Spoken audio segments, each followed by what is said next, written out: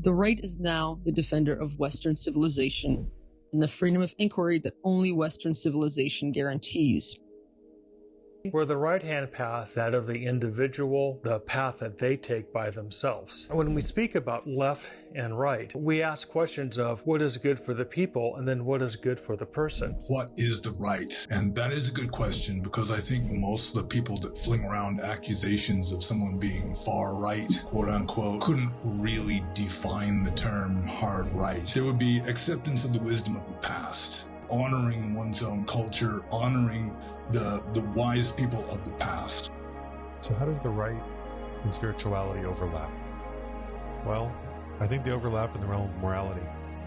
I've realized now through all my spiritual training that there's a very strict code of conduct, and that a lot of times, based on what you believe is spiritually right, that's going to result in certain actions. And as long as you have groups of people, actions, you're going to have some form of politics being involved. And that a lot of the current, whether it be Buddhist or Eastern philosophy, has been taken over a lot by leftist philosophy lately. As you move farther and farther right, there would be more and more of the right to private property. There would be meritocracy and non-equity. There would be like class stratification. Well, the right means three things to me. The first one is self-reliance, which is really an understanding of individualism, that as strong as we are individually, so too will be that strong collectively. And so therefore, by developing ourselves, making ourselves more independent, we'll be able to offer more benefit to others. Animal rights, gun control, and COVID mandates have little to do with each other. There is no reason why somebody can't be for animal rights, against gun control, and against COVID mandates.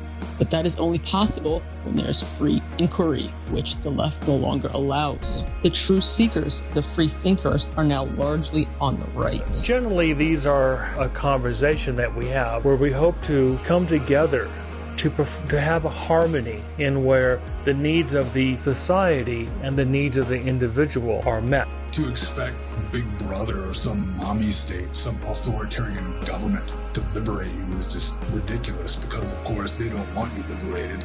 They want you enslaved, at least mentally. I think when we start talking about specific issues around religion, around how to act in the world, they're going to overlap with politics. You might as well meet it head on. Our actions are our own, as Buddhism teaches, and we are responsible for our own successes and failures. And to blame others, some supposed oppressor, for our own unhappiness is foolish and infantile. Heterodoxy has a lot in common with spirituality, in the sense that both are seeking freedom and truth. Buddhists, for instance, try to not be attached to views. That's pretty similar to not being attached to an ideology. I would say that a spiritual right would put a lot of emphasis on self-reliance. Nobody is going to liberate you but you yourself through your own actions and your own attitude. And for me, a lot of this is about reestablishing what I think is correct, which is a much stricter, more, how would I say, it's about connecting spirituality with really looking inside, figuring out how to act and what is right, and then communicating that to others so that they can also improve their behavior, as well as offering support for one another, because it's not easy. And I think that a lot of times, there's such an instinct to look outside of ourselves constantly for help and truth, and really you have to, until you develop yourself and start dealing with your own issues, you'll never really see what's truly outside. So true spirituality is an acknowledgement that we are living in a kind of semi-reality, and the attempt, at least, to come closer to the truth, regardless of the dogmas and rituals and other religious trappings employed in that attempt. Spirituality